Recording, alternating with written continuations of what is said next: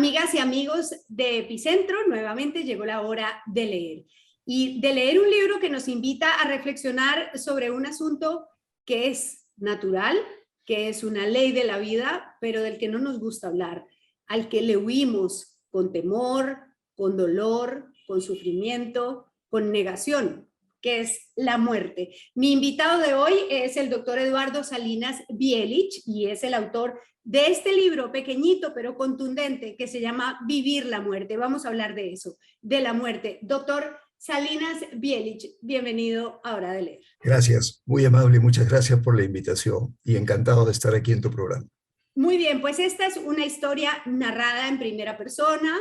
El médico que escribe cuenta cómo surgió su vocación, cómo hizo su formación médica, su experiencia clínica, y de pronto aparecen dos episodios de muerte, de cercanía con la muerte, y entonces en el libro lo que encontramos es que ni siquiera los médicos que se ocupan pues de salvarnos de la muerte o de llevarnos a una muerte más dulce, si se quiere, tienen tan claro que eso es una ley inexorable y no se preparan para eso. ¿Lo entendí bien leyéndolo?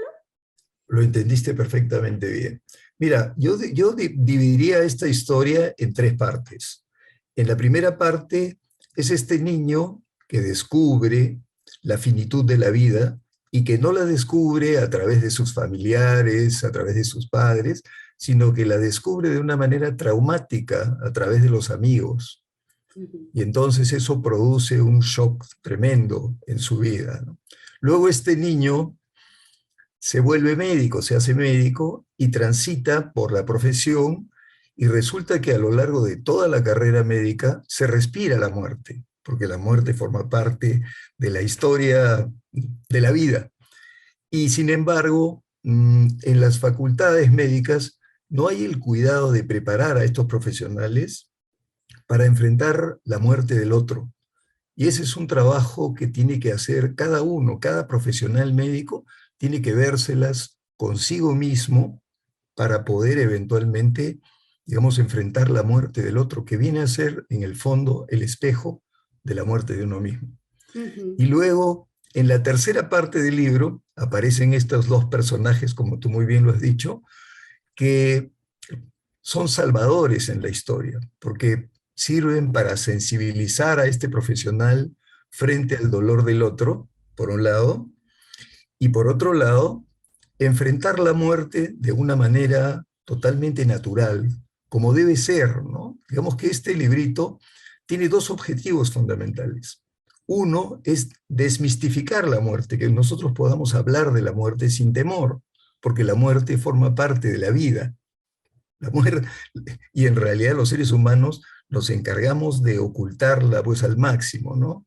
Yo tengo algunas experiencias, digamos, muy cercanas que son llamativas, ¿no? Una niña que está paseándose por un jardín y de pronto hay un pajarito muerto y la abuela corre y recoge rápidamente el pajarito para que la niña no lo vea. No tiene ¿No? sentido. pero pasa, ¿no? Claro. Y bueno, ese era, y el otro objetivo, que me parece que es un objetivo interesante, es que este libro sugiere una manera creativa de enfrentar la muerte. Y esa no es una idea mía, es una idea que viene de la literatura, viene de unas lecturas de una psicoanalista argentina, Mariam Alizade, que tiene un libro bellísimo que se llama Clínica con la muerte.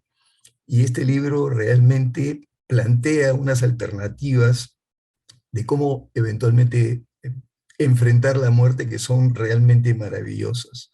Entonces, al final, este título, que es un título tan duro como Vivir la muerte, después de leer este pequeño librito, podría también interpretarse como Vivir la vida, para eventualmente poder enfrentar la muerte de una manera creativa.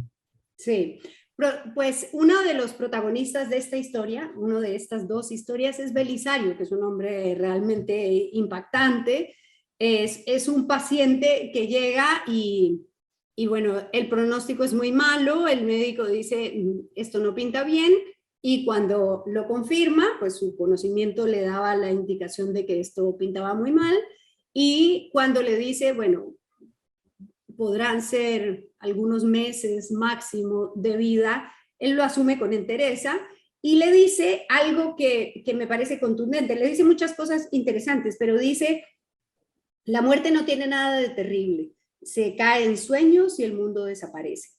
Lo que hay que tratar de evitar es el dolor producido en los que se quedan. Y aquí también él se encargó de jugar un papel crucial, porque está hablando de su padre, de cómo su padre le enseñó a administrar la partida. ¿Qué hacemos para prepararnos? ¿Por qué si es natural, si todos sabemos que somos finitos, si todos sabemos que nos vamos a morir, que no hay nada más seguro en la vida que la muerte? ¿Por qué nos duele tanto? ¿Por qué nos negamos tanto? ¿Por qué nos da tanto miedo? Bueno, esa es una pregunta muy, muy difícil de contestar, ¿no? Y en el fondo, porque de otro lado, si nos ponemos a pensar, si no fuéramos seres mortales, ¿qué pasaría? La vida sería espantosa. O sea, no tendríamos un impulso, el impulso de saber que esto se va a terminar, para llevar a cabo nuestros anhelos, nuestros deseos, nuestras, digamos, nuestros objetivos, ¿no es cierto? O sea, al final la vida, la muerte resulta una suerte como de presión para sacar adelante todo lo que eventualmente uno tiene como proyecto de vida, para que al final justamente uno pueda llevar a cabo ese proceso de, de terminar esta experiencia maravillosa que es la vida. Claro, pero ¿cómo perder el miedo? Ese es el punto mayor, ¿no? Saber que un día no van a estar los seres a los que queremos, que un día no vamos a estar para las personas que nos quieren. ¿Cómo reconocer que como es natural, pues tenemos que aceptarlo y no sufrirlo? Hay un autor, hay un sociólogo judío alemán, Norbert Elias, que tiene un punto de vista muy interesante sobre lo que tú estás comentando. Y él dice, la muerte, en realidad, no da miedo la muerte. O sea, si tú, por ejemplo, estás caminando por la calle y te viene un cuadro agudo de un infarto y te mueres, no vas a tener ningún miedo.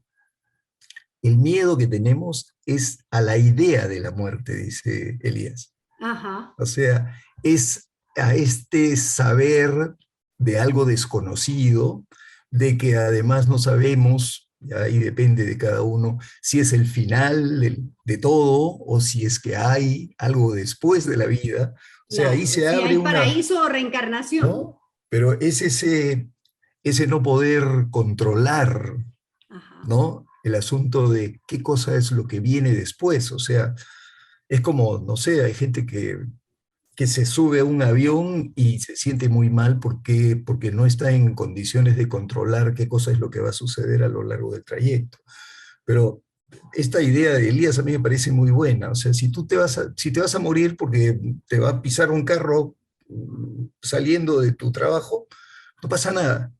No vas a sufrir pensando en que tienes que morir. Es la idea de la muerte la que nos perturba. Pero, Y ¿no? también nos perturba, y ahí entra pues el elemento de los médicos, el dolor, ¿no? La idea bueno, si me voy a morir, que sea de un totazo y no que sea con agonía, con dolor, con sufrimiento, con deterioro.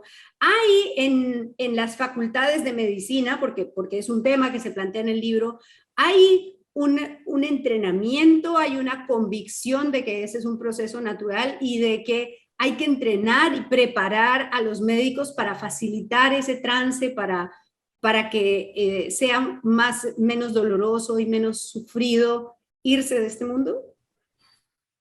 Mira, uh, hace unos años los libros de medicina no contemplaban estos tratamientos, digamos, paliativos para personas con enfermedades terminales. Tú no encontrabas absolutamente nada en la literatura.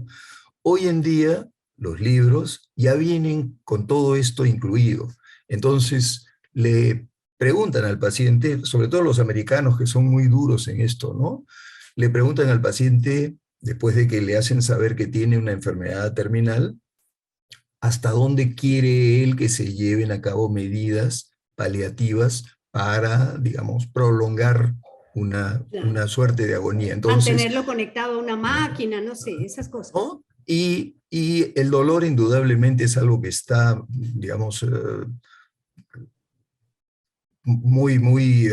que se toma muy en cuenta, digamos, en estas circunstancias, ¿no? Y hoy en día hay una serie de fármacos y de formas de administrar los fármacos que permiten, digamos, asegurar que una persona pueda eventualmente morir sin pasar por un sufrimiento, pues como en la época, no sé, de la Edad Media, pues en donde la gente se moría y no tenían absolutamente nada para aliviarlos, ¿no? Hoy en día, pues hay no solamente medicamentos muy poderosos, sino además hay formas de administración de estos medicamentos que incluso permiten que el paciente no pierda la lucidez en sus últimos minutos de vida, ¿no? Sí. Entonces, yo creo que ese, en realidad, eh,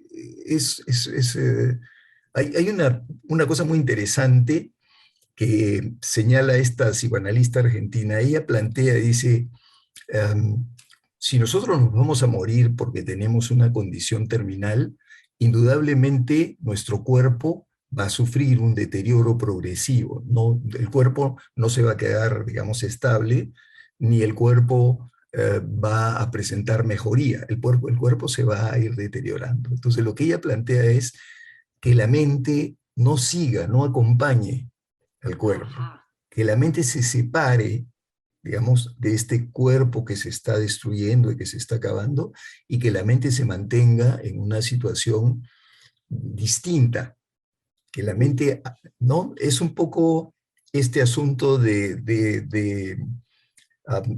lograr sugerir un acto creativo Ujú. alrededor de lo último que vamos a hacer en la vida, porque lo último que vamos a hacer va a ser morir. Morir. Entonces, Sí. ¿no? Es el último. Entonces, ella plantea y dice, bueno, si este es el último acto de la vida, ¿por qué no hacerlo de una manera determinada, ¿no? De una No lo, manera épica, al de menos. una manera extraordinaria, ¿no?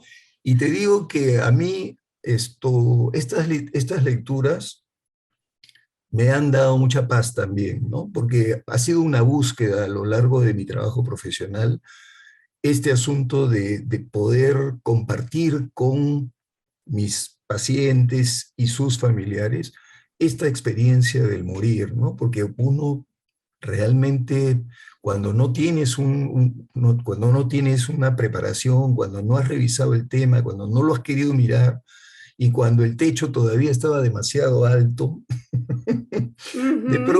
de pronto los que se mueren son los otros, ¿no es cierto? Pero Claro. ya cuando uno va avanzando en la vida Cuando se van muriendo los amigos. cuando se van muriendo los amigos, los Sí. colegas, y cuando además tu techito también se va haciendo cada vez un Claro. poquito, Sí. pues entonces es importante que uno pueda mirar esto y yo creo que eventualmente, si bien ese título es un título así un poco escabroso y suena como un poco feo, al final es una invitación a vivir la vida, Ujú. porque es justamente viviendo la vida que eventualmente tú puedes enfrentar esta experiencia del morir de una manera, digamos, satisfactoria, ¿no? Ujú. Ahora, Bueno, cada uno pues muere como puede en realidad, ¿no? Cada uno sí, muere. pues Y, yo ¿no? pensaba en eso. Hay una canción muy animada, muy buena, que dice, quiero morirme de manera singular, quiero un adiós de carnaval, ¿no? Bueno, No. que así sea, por lo menos. Lindo. ¿Has tenido oportunidad de ver la película esta de Joe Black? No. Bueno, yo te recomiendo que veas esta película. Esta es una película en donde el demonio, que está representado por Brad Pitt, Ajá. viene a llevarse a un hombre que es Anthony Hopkins. Y entonces le hace saber que le quedan pocos días para morir.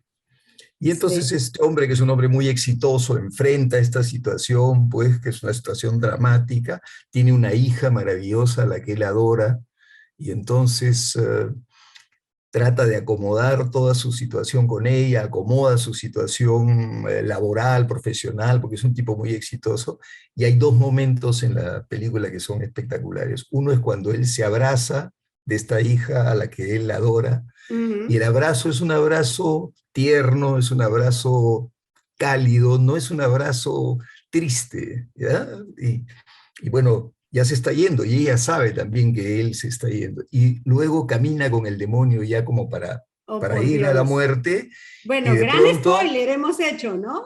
y de pronto voltea donde el demonio y le dice, debo de tener miedo.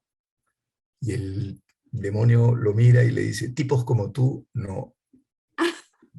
Qué bueno, hay Lindo, que verla. lindo, te la recomiendo, vas a estar... Muy bien, pues hay que leer, hay que reflexionar, hay que pensar y vivir la vida y vivir la muerte también. Muchas gracias por este libro y gracias por esta entrevista en Gracias Hora a de Leer ti, aquí en Epicentro. gracias a ti. Y usted recuerde que no lo encuentre el diluvio, sino un libro debajo del brazo. Hasta pronto.